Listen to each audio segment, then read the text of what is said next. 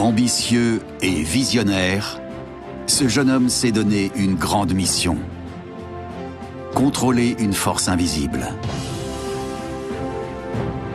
Faire de la vapeur d'eau la source d'énergie du futur. Ses efforts seront victimes de puissants concurrents et d'espions.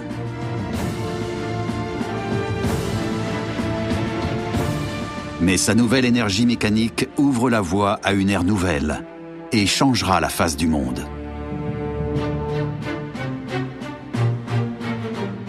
James Watt ou la victoire de la machine à vapeur.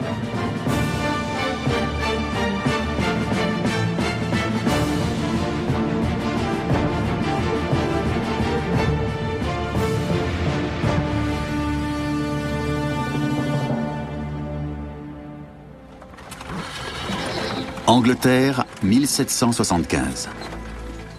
Comme toutes les nuits de pleine lune, un groupe de la Lunar Society se réunit dans une somptueuse villa, près de Birmingham.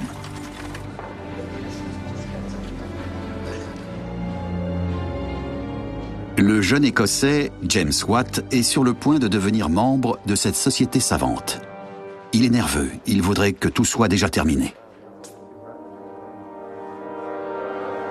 Modeste fabricant d'instruments, Watt va désormais côtoyer les plus éminents scientifiques et personnalités d'Angleterre.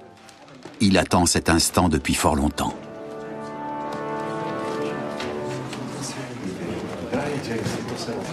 Leur hôte est Matthew Boulton, un riche entrepreneur.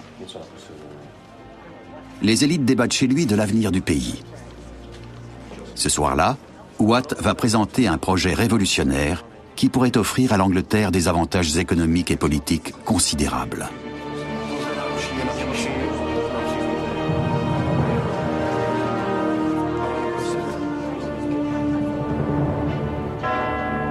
Tout commence 18 ans plus tôt à l'université de Glasgow, en Écosse, où le jeune Watt se réfugie pour se soustraire à la corporation des artisans.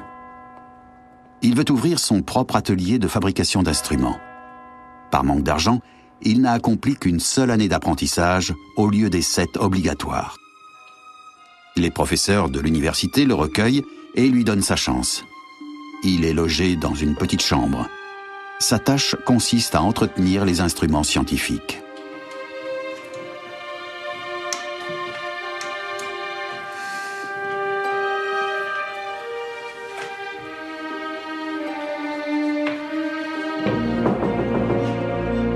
Watt exerce cet emploi durant 6 ans, engrangeant les connaissances. Un jour de 1763, il reçoit une commande urgente. Il doit réparer la maquette d'une machine expérimentale destinée à l'enseignement. Ce travail va bouleverser sa vie.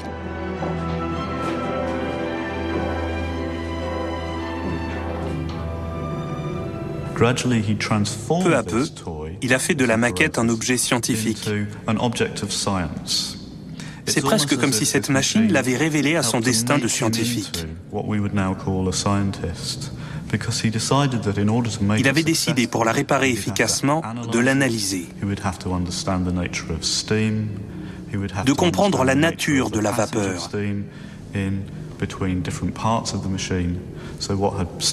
Et sa circulation entre les différentes parties de la machine. D'artisan, James Watt est devenu ingénieur.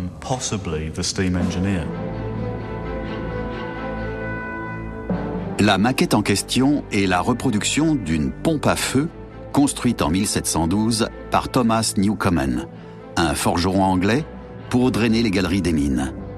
Mais le rendement de cette première machine à vapeur est trop faible.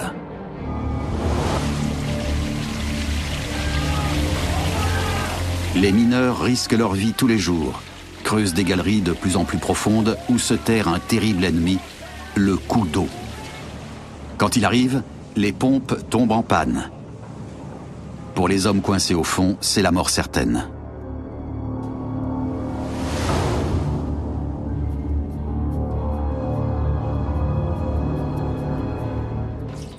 James Watt ne sort presque plus de sa chambre. Parallèlement à ses commandes, il travaille sur la machine à vapeur. Il alimente en permanence la chaudière de la maquette. Il veut comprendre le fonctionnement de cette machine et déceler ses points faibles.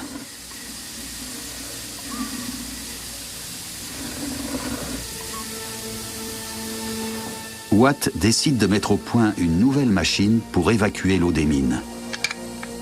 Une machine plus performante, moins gourmande en charbon, grâce à une meilleure utilisation de la vapeur.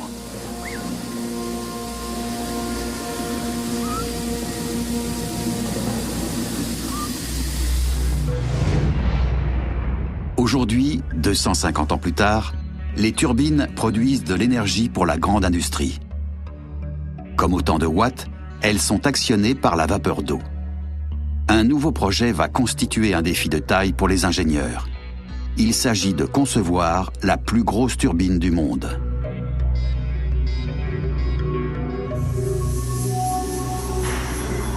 Sa construction fait appel à la haute technologie. Seul le montage des ailettes se fait manuellement.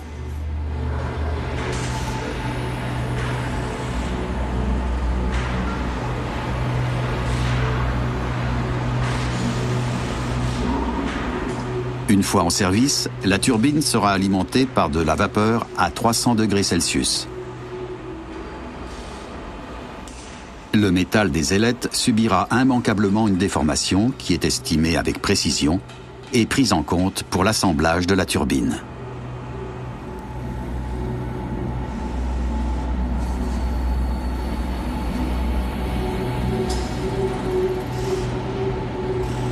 Grâce à des capteurs sonores, on vérifie l'oscillation de chaque ailette. Si son amplitude est trop élevée, l'ailette est immédiatement remplacée. Le moindre défaut peut avoir des conséquences désastreuses.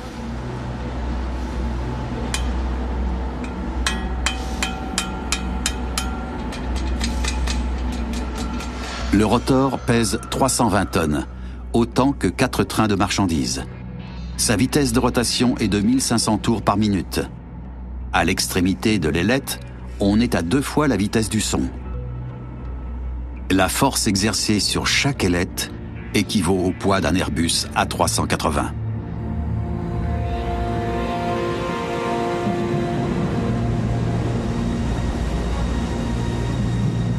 La côte des Cornouailles, une langue de terre battue par les vagues de l'Atlantique, à l'extrême ouest de la Grande-Bretagne. Au milieu du XVIIIe siècle, c'était le bassin minier du pays. Ces récifs abrupts abritaient d'importants gisements de cuivre et d'étain. Pour y accéder, de nombreuses mines ont été creusées à flanc de falaise. Leurs galeries s'étendaient jusque sous le niveau de la mer. À l'époque, dans les mines, de vieilles machines à vapeur actionnent des pompes au rendement médiocre, à peine capables de drainer l'eau des puits. Le charbon utilisé comme combustible est extrait loin d'ici, à un coût élevé. S'ils ne veulent pas fermer leurs mines, les exploitants doivent trouver une machine plus efficace et plus économique.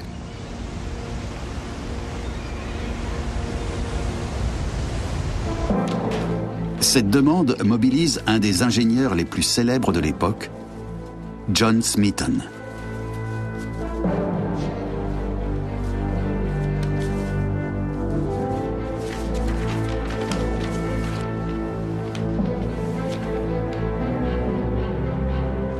Depuis qu'en 1759, il a réussi l'exploit de construire le phare d'Eddystone en pleine mer, il est admiré dans tout le pays.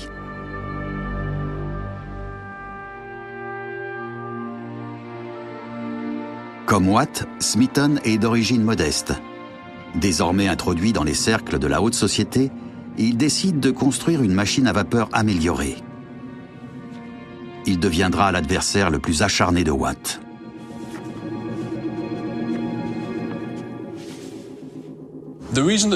Si John Smeaton s'attelle à la création d'une nouvelle machine à vapeur, c'est qu'il a pris conscience des limites du moteur atmosphérique de Newcomen. Ce moteur consomme une énorme quantité de combustible. On s'est rendu compte que si on veut améliorer et étendre le champ d'application de la machine à vapeur, il faut en augmenter le rendement. C'est un défi qui intéresse Smeaton. James Watt ignore tout des projets de Smeaton. À Glasgow, il consacre chaque minute de son temps libre à ses expériences. Il a épousé Margaret, son amour de jeunesse, et loue une maison modeste. L'université lui a octroyé le titre de fabricant d'instruments de mathématiques. Watt peut enfin ouvrir son atelier et un magasin. Il prend un gros risque et s'endette lourdement. Désormais, il n'a pas droit à l'erreur. Margaret le soutient avec énergie.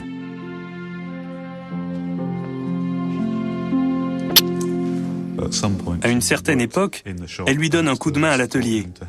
Apparemment, Watt n'était pas très doué pour les affaires. L'argent avait du mal à rentrer. La présence de Margaret était sans doute un plus. Cela nous montre aussi un trait de sa personnalité. C'est une femme qui savait se contenter d'une vie humble, même si elle aspirait sans doute à mieux.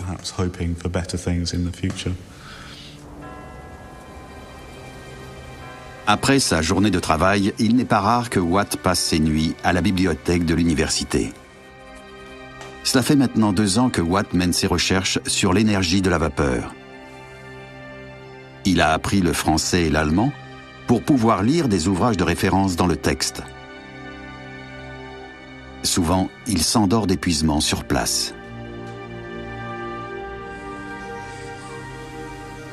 Watt a étudié de près la circulation de la vapeur à l'intérieur de la machine de Newcomen. Il croit avoir enfin compris pourquoi la machine tourne si lentement. Le fait d'injecter de l'eau froide dans le cylindre crée de grandes déperditions d'énergie, notamment au niveau des parois. Watt a alors l'idée d'utiliser une chambre de condensation séparée placée en dessous du cylindre.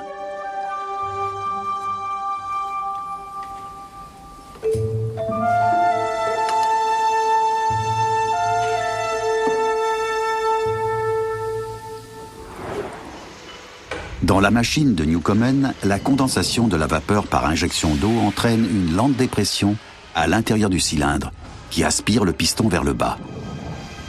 La machine décrit ainsi 6 ou 8 cycles par minute. En la dotant d'un condenseur externe qui baigne dans l'eau froide, Watt accélère la condensation de la vapeur, double le nombre de cycles et réduit la consommation de charbon.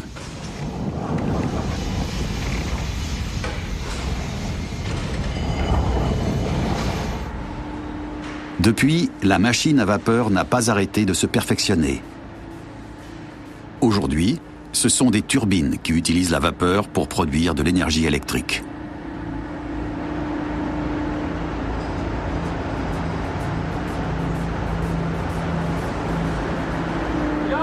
Dans une usine allemande, on s'apprête à insérer une gigantesque turbine qui vient d'être construite dans son carter. L'écart le plus infime pourrait compromettre le travail de plusieurs mois.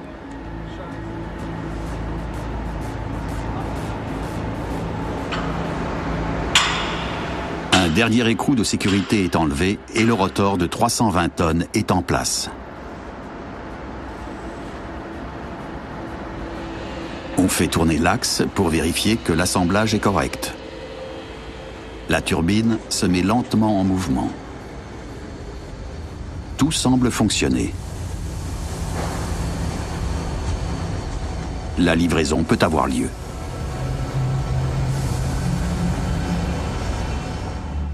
Comme James Watt autrefois, les ingénieurs d'aujourd'hui recherchent la méthode la plus efficace pour transformer l'énergie thermique en mouvement mécanique. Aujourd'hui, 80% de l'électricité est produite par des turbines à vapeur, alimentées par des combustibles fossiles ou nucléaires. Le reste provient des énergies hydrauliques, éoliennes et photovoltaïques. Ici, on teste des alliages spéciaux, y compris avec du cobalt et du nickel. Rien n'est trop beau pour une ailette de turbine. Le métal est forgé à chaud pour modeler la pièce. Un processus qui dure 3 semaines.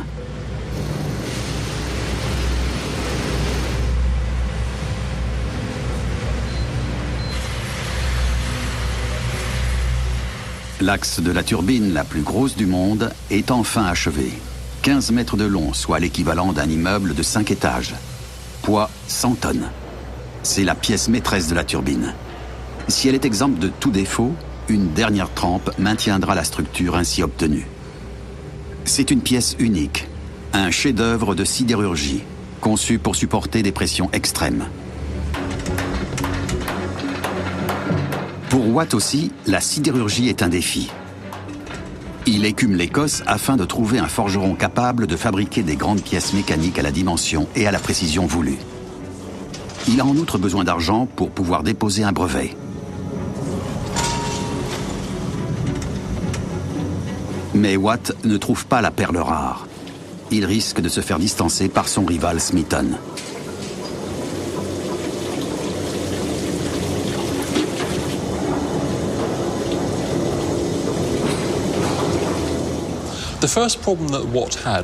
La première difficulté consiste à passer du modèle réduit à une machine de taille réelle. Et sa machine est plus grande que tout ce qui a été construit jusqu'à présent. Il travaille aux confins de la technologie connue.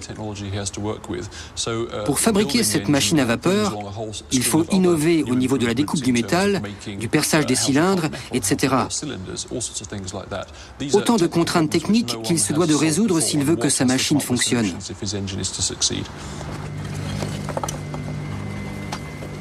Près de Birmingham. Un haut fourneau de ce type existait déjà à l'époque de Watt. Une expérience va montrer les limites de la sidérurgie d'alors face aux innovations de Watt.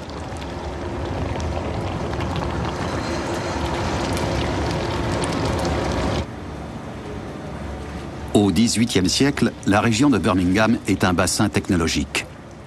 C'est ici que travaillent les meilleurs fondeurs, qui utilisent du coke et non du charbon de bois ordinaire. Le fer ainsi fondu contient moins de scories, la coulée est moins cassante et plus malléable. Comme il y a 200 ans, le fer en fusion, d'une température de presque 1000 degrés, est versé à la main dans des moules spéciaux.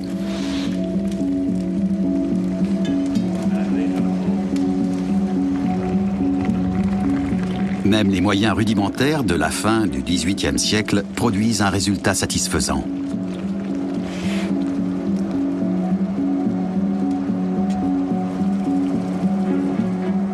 On attend ensuite 2 heures que les moules aient refroidi pour connaître la qualité de la coulée.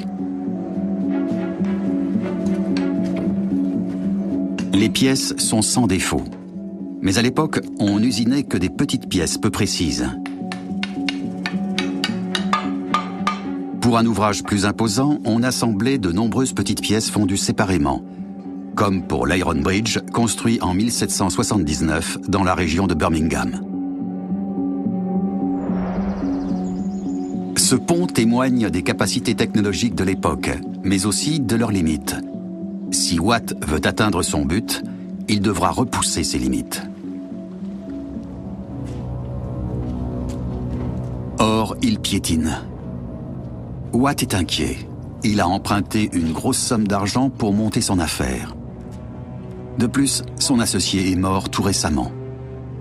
Ses créanciers lui réclament le remboursement immédiat de ses dettes, 760 livres.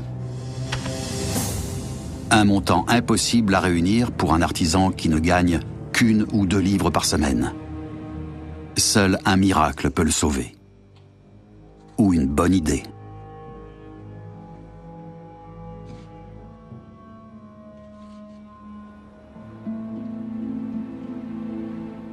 « 1760. La Grande-Bretagne connaît une croissance économique ininterrompue. On a besoin de nouvelles voies fluviales pour transporter marchandises et matières premières du sud de l'Angleterre jusqu'en Écosse. Le tracé de ces canaux doit être précisément mesuré et planifié.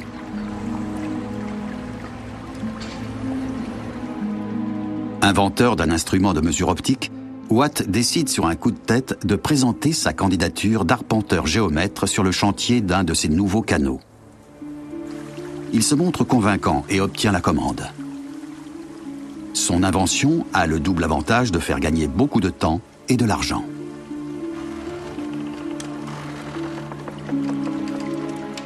Watt travaille dur et évite la banqueroute. Ses pensées reviennent continuellement à la machine à vapeur, même si Smeaton a fait des progrès de son côté.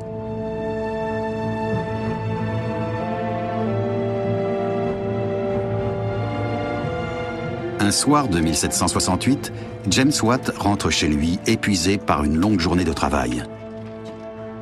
Sa femme l'informe qu'un étranger peu loquace l'attend depuis des heures dans l'atelier.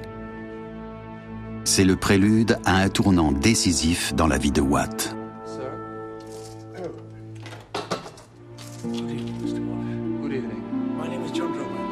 L'étranger en question s'appelle John Roebuck. C'est un entrepreneur et un investisseur. Il propose à Watt une association. Roebuck prendrait à sa charge les coûts de développement de la machine à vapeur. En contrepartie, il exige les 2/3 des bénéfices. Pour pouvoir déposer le brevet de son invention, Watt aurait dû économiser 2 ans de salaire au minimum. Autant dire que c'est irréalisable. C'est pourquoi cette offre de partenariat tombait à point nommé.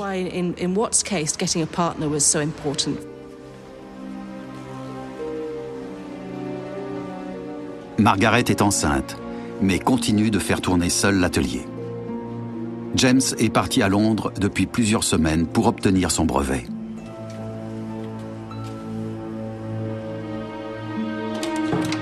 Il rentre enfin chez lui, fin 1769, le brevet en poche. La machine à vapeur va-t-elle enfin rapporter de l'argent? Permettra-t-elle de subvenir aux besoins du ménage? Pour l'instant, l'invention n'existe que sur le papier. Et Watt a perdu un temps précieux.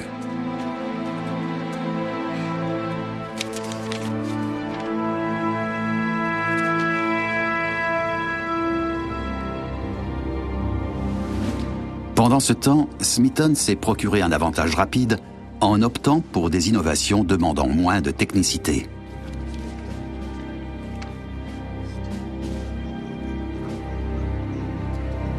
Il améliore ainsi l'ajustement des pièces, ce qui a pour effet d'augmenter le rendement de la machine de 50%.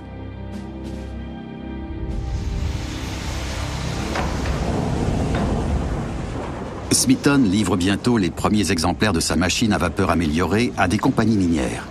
Son succès est immédiat et bientôt les commandes s'accumulent.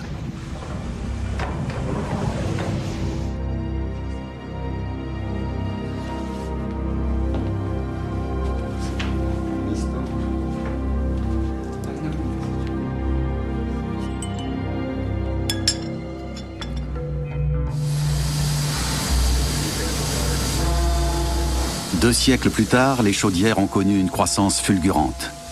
Des robots ultra sophistiqués ont révolutionné la production des pièces de turbine. L'amélioration du rendement passe par le renouvellement des idées. Ainsi, certaines turbines ne sont plus actionnées par la seule vapeur d'eau.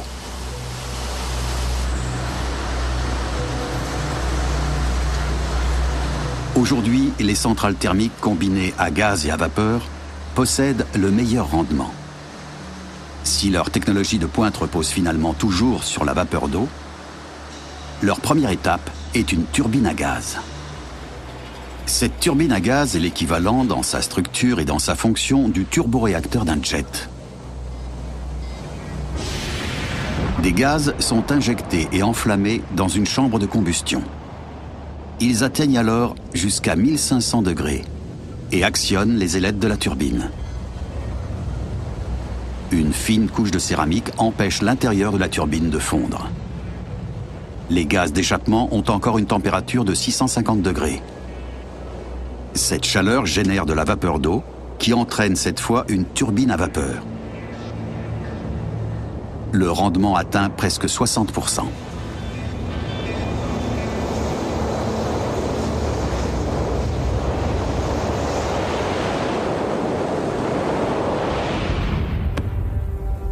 James Watt se voit contraint d'interrompre ses recherches sur sa machine à vapeur. On lui a confié une nouvelle commande d'arpentage. Il préférerait rester auprès de sa femme qui attend maintenant leur second enfant. Mais il doit subvenir aux besoins de sa famille.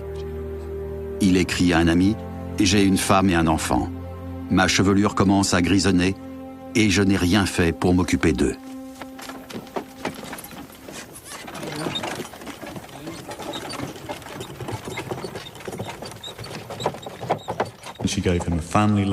Elle lui a procuré à la fois une vie de famille et une vie sociale.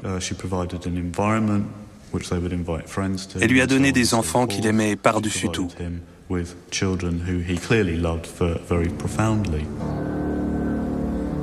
Septembre 1773. James Watt est en déplacement en Écosse lorsqu'il reçoit une nouvelle tragique. Depuis quelques jours, sa femme a des contractions et des complications sont apparues.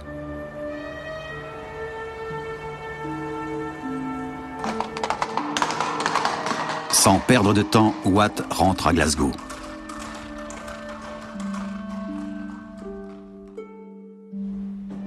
Il arrive chez lui épuisé, mais trop tard.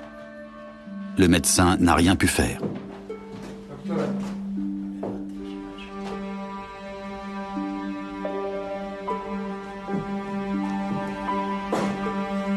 Margaret n'a pas survécu à l'accouchement et le bébé est mort-né. James Watt s'accable de reproches.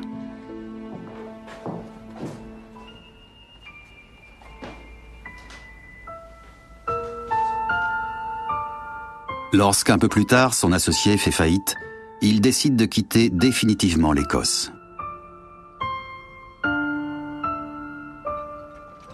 Il confie son fils de 5 ans à des parents proches, puis part s'installer dans le sud de l'Angleterre, où il espère prendre un nouveau départ avec sa machine à vapeur.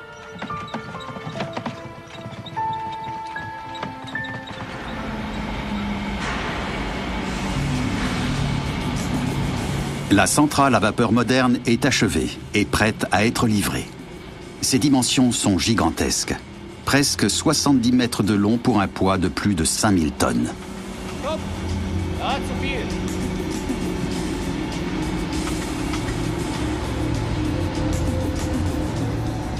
La centrale se compose de 3 turbines et d'un générateur. C'est la plus grosse turbine, mais aussi la plus grande centrale thermique jamais conçue par l'homme.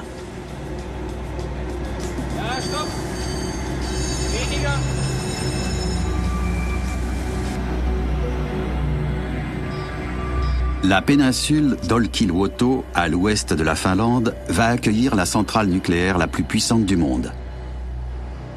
Ce nouveau chantier nucléaire est le premier en Europe occidentale depuis la catastrophe de Tchernobyl en 1986.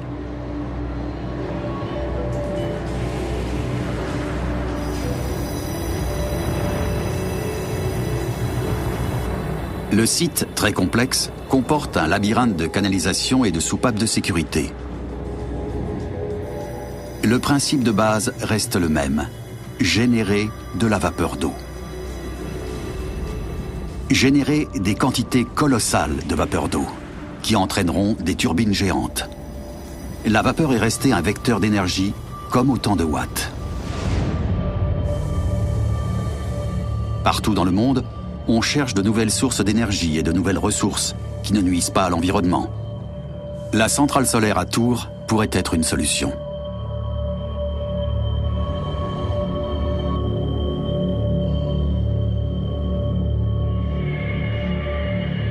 Des centaines de miroirs concentrent le rayonnement solaire et le dirigent vers un absorbeur central situé au sommet de la tour.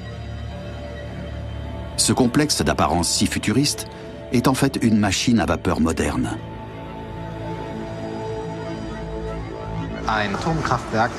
Une tour solaire n'est rien d'autre qu'une centrale électrique conventionnelle, dans laquelle on a remplacé la chaudière alimentée au charbon, à la houille ou au pétrole, par un foyer solaire.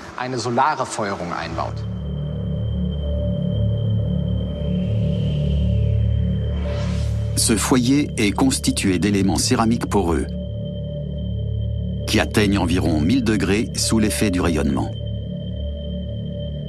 En circulant à travers ces éléments, l'air environnant se réchauffe jusqu'à 700 degrés.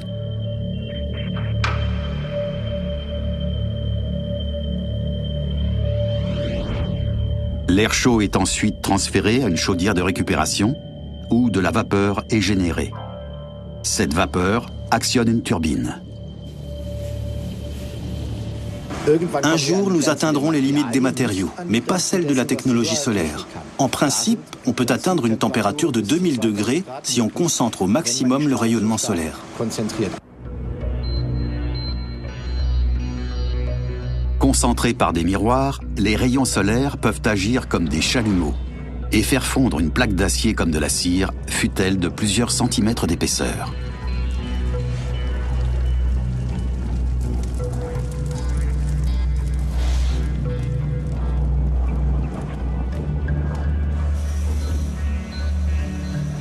À l'Institut solaire de Jülich en Allemagne, des chercheurs étudient des matériaux résistants à la chaleur. À l'aide de sources lumineuses, ils simulent un foyer solaire chauffé à 800 degrés, dans lequel ces matériaux sont testés.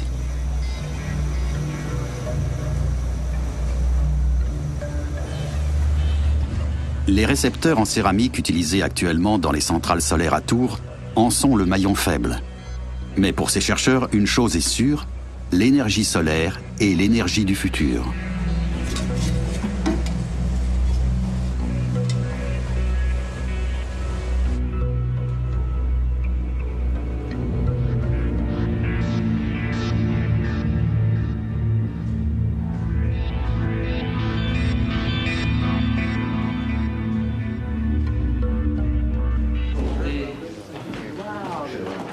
Après la mort de sa femme, Watt prend un nouveau départ à Birmingham.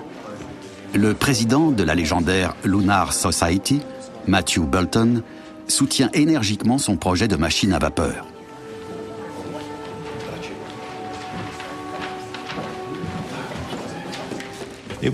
C'était une collaboration très fructueuse. Selon Samuel Smiles, historien des technologies du XIXe siècle, les deux hommes avaient un tempérament diamétralement opposé, mais une relation quasi symbiotique. Pour développer la machine à vapeur, Watt avait besoin de Boulton, et réciproquement. Ils avaient chacun un savoir et une personnalité complémentaires. Boulton a un réseau d'amis très étendu. L'un d'eux donne à Watt une idée qui aura un effet déclic.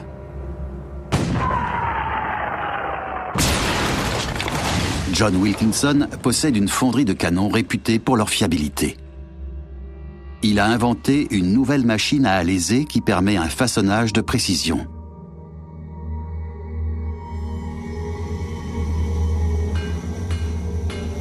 Ne pourrait-il pas usiner un cylindre pour une machine à vapeur ?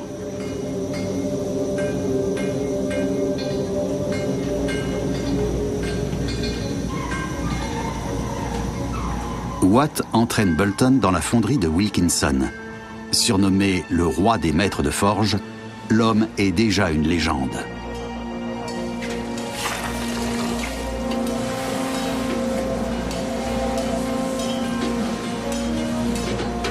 Boulton et Watt sont conquis. Il est l'homme de la situation.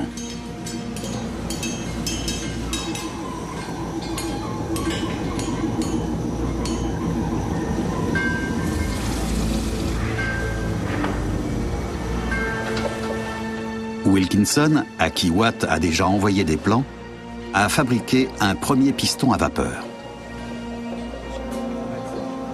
Il a fait entourer le cylindre de corde en chanvre en guise de calfatage. Au contact de l'eau, elles gonfleront et formeront des joints étanches.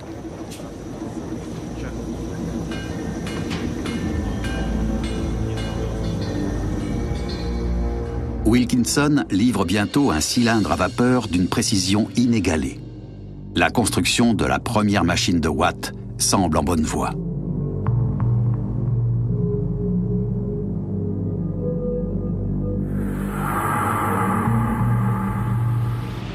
« 1777. Watt est appelé à Londres. Il a reçu une commande de machine à vapeur.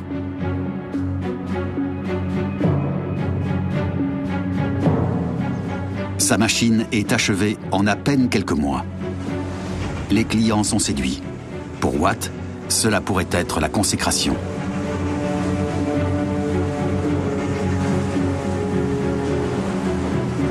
Les clients demandent à tester la machine et s'adressent pour cela au rival de Watt, John Smeaton.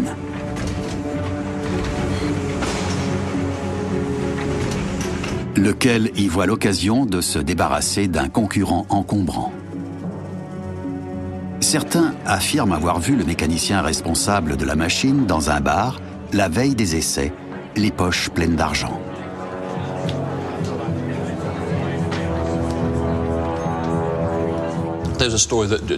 John Smeaton se serait rendu à Londres pour voir une des machines de Watt et aurait donné un pourboire au mécanicien qui l'avait fait fonctionner. Le mécanicien se serait saoulé avec cet argent et le lendemain aurait endommagé la machine. Il y a eu confusion entre les deux. Smeaton se frotte les mains. Le triomphe annoncé de Watt tourne au fiasco.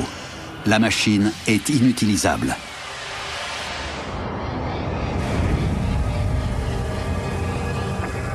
Mais la nouvelle de l'invention révolutionnaire de Watt est parvenue jusqu'en Prusse. Le roi Frédéric II veut cette machine à vapeur pour ses mines et demande à ses conseillers de négocier avec Watt.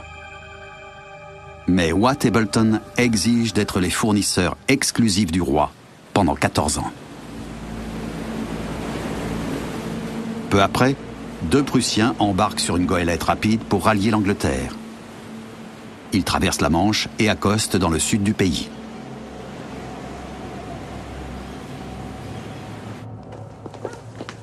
Leur destination, la fonderie de Birmingham. Leur but, espionner la machine à vapeur et en comprendre tous les secrets.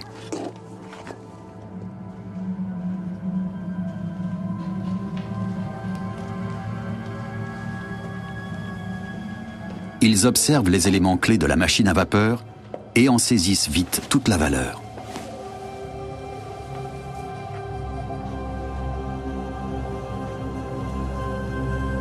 Ils prennent des mesures, notent scrupuleusement tous les détails et glanent des informations précieuses. Les documents en poche, ils rentrent en Prusse où les attend un client mystérieux très intéressé par les plans de Watt.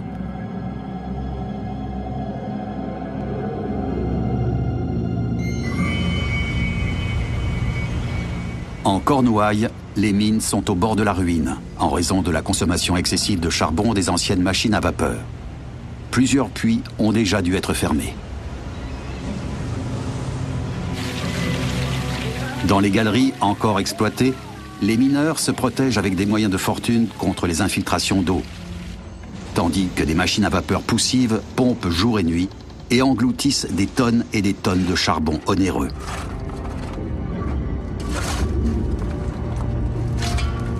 Cette situation dramatique inspire à Watt une nouvelle initiative. Il s'improvise voyageur de commerce et se rend en Cornouailles. Il a une idée pour commercialiser sa machine.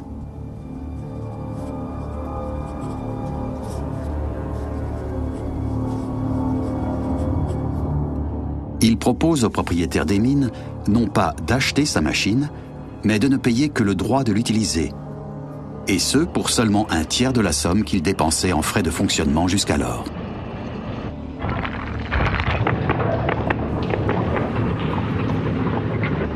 Pour vanter les avantages de sa machine, Watt invente une nouvelle unité de mesure de la puissance, le cheval vapeur, dérivé de la force des chevaux de mine. L'image plaît à ses clients, et il vend bientôt ses premières machines.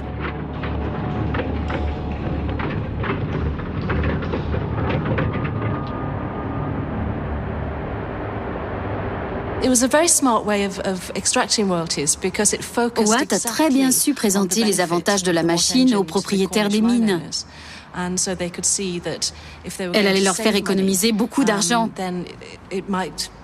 même en laissant à son inventeur un tiers des économies ainsi réalisées. Et la machine de Watt sauve les mines de Cornouailles. Il a désormais ses entrées auprès des industriels du secteur. À Londres, la satisfaction est générale. Les ressources naturelles des Cornouailles sont au cœur de l'essor économique national. En Prusse, en revanche, c'est la déception. Les plans volés n'ont pas suffi à construire une machine à vapeur opérationnelle. un autre espion est dépêché en Angleterre. Il réussit à débaucher un mécanicien de la fonderie de Birmingham et lui fait quitter l'Angleterre avec ses précieuses connaissances sur les machines de Watt. Avec son aide, les Prussiens fabriqueront leur première machine à vapeur. Le 23 août 1785, à 9 h du matin, elle pompe l'eau à raison de 16 cycles par minute. Cela se passe au sud de Magdebourg, en territoire prussien.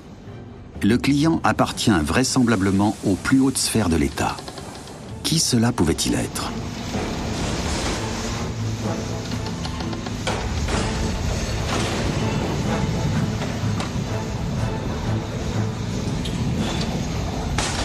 Une piste nous conduit jusqu'au château de Wernigerode dans le massif du Harz. Il abrite les anciens dossiers secrets de l'État prussien, y compris ceux concernant l'industrie minière.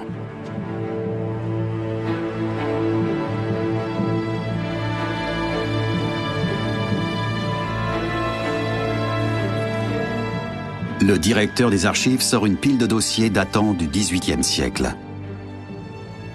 Il montre indubitablement que Frédéric II, le roi de Prusse, était au courant de ses agissements. Mais ce n'est pas tout.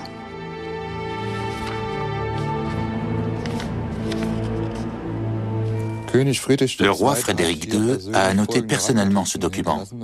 Ici, très bien, et là, après la Trinité, quand j'aurai des rentrées d'argent. Signé de sa main avec un paraphe caractéristique, Frédéric. La Trinité, c'est-à-dire le dimanche après la Pentecôte. Aucun doute, c'est le roi Frédéric II en personne qui a financé cet espionnage industriel pour contourner le brevet de Watt.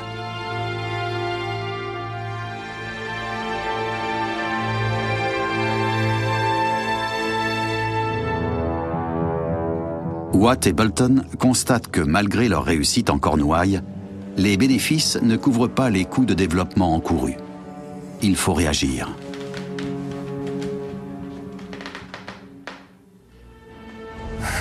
Watt sait que sa machine à vapeur peut servir à autre chose qu'à l'exor de l'eau dans les mines. Il doit parvenir à en exploiter tout le potentiel.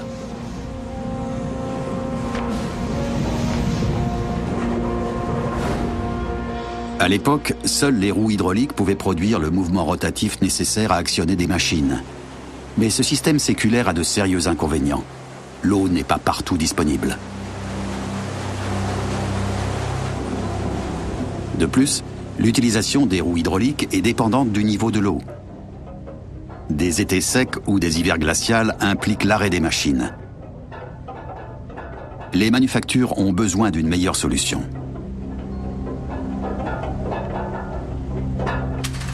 À cette époque, le coton afflue en Grande-Bretagne. Pour profiter de cette manne, on veut mécaniser les métiers à tisser automatiques et les machines à filer. Il suffirait pour cela que la machine à vapeur produise un mouvement rotatif, par exemple grâce à une bielle manivelle. Mais ce système est protégé par un brevet, et Watt refuse de payer des droits de licence. Il imagine alors l'engrenage dit satellite et planétaire. Une roue dentée, ou satellite, accomplit une révolution complète autour d'une autre roue, le planétaire, et entraîne un arbre, développant un mouvement rotatif régulier et puissant. Cette invention révolutionne le secteur des filatures et des ateliers de tissage. À Birmingham, les commandes de machines à vapeur affluent.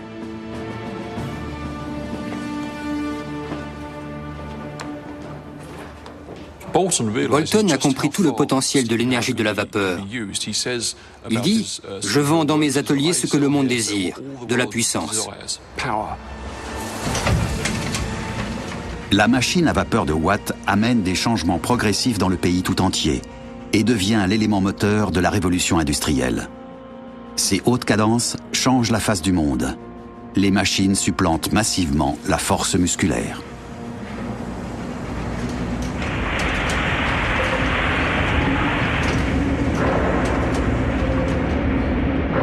Des milliers de gens perdent leur emploi, en proie à la misère et à la colère.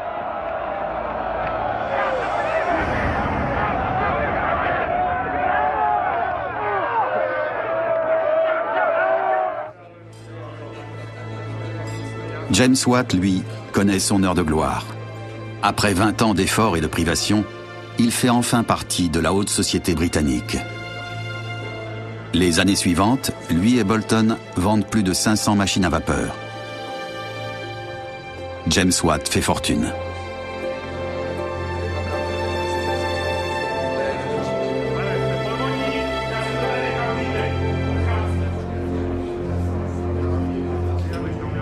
Le fondeur Wilkinson réclame un plus gros pourcentage des profits. Boulton et Watt refusent catégoriquement. Les deux associés bâtissent rapidement leur propre fonderie. Le savoir-faire de Wilkinson n'a rien de confidentiel.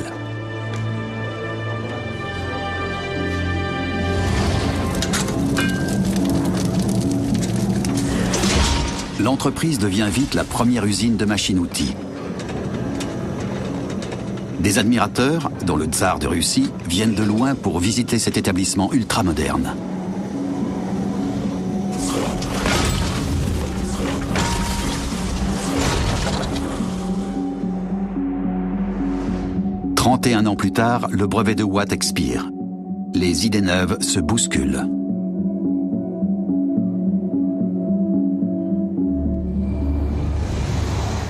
Les industriels veulent encore accroître le rendement de leurs usines.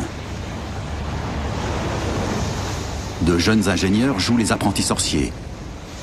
Ils envoient de la vapeur à haute pression dans les cylindres.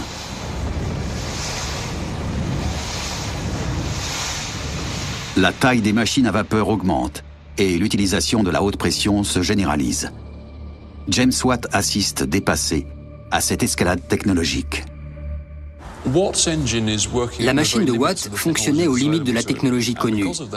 Watt s'inquiétait de l'utilisation de la vapeur à haute pression, car selon lui, cette technologie n'était pas encore mature. Il craignait des explosions, des morts.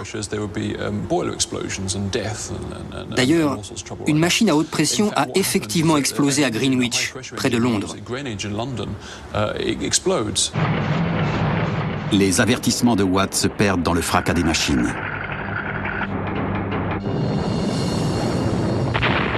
L'avenir lui donnera raison.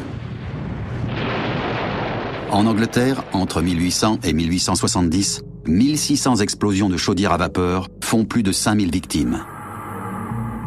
Mais la vapeur à haute pression poursuit son inexorable avancée. L'énergie thermique révolutionne aussi le transport maritime et terrestre. Les locomotives à vapeur deviennent plus puissantes et plus rapides.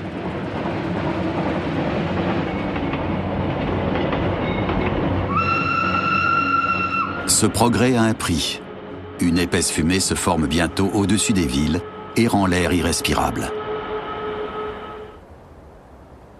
Aujourd'hui encore, la consommation d'énergie ne cesse d'augmenter. Il faut trouver des alternatives. Au rang des énergies renouvelables, l'énergie solaire est vouée à jouer un rôle de premier ordre.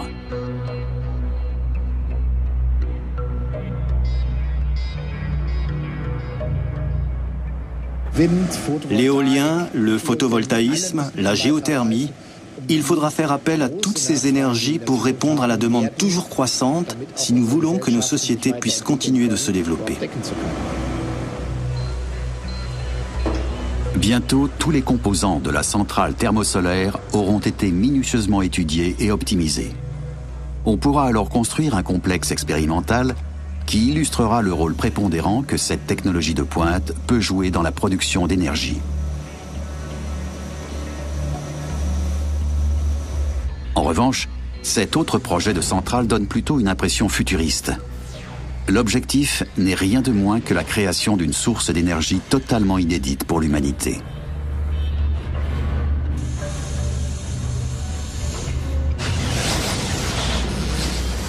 Plus de 250 ans après l'invention de Watt, on étudie une autre forme de production de vapeur basée sur la réaction nucléaire qui a lieu au cœur du Soleil pour produire de l'énergie. Le principe, générer une fusion thermonucléaire et récupérer la chaleur ainsi dégagée pour alimenter les turbines géantes.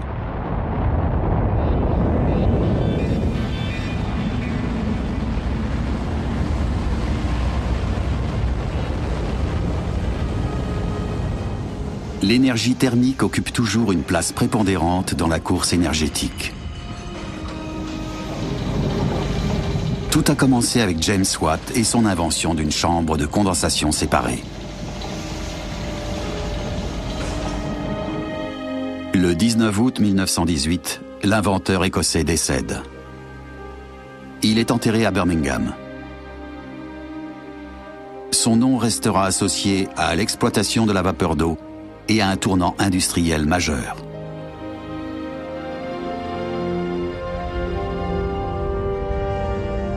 La machine à vapeur a encore de beaux jours devant elle. Approvisionnement énergétique oblige.